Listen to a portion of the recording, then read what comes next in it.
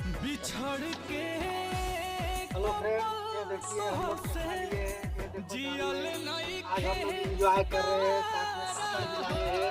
ये दिल्ली में लेके आए हैं, कैसे उमर ये दिखा रहे हैं आप लोग।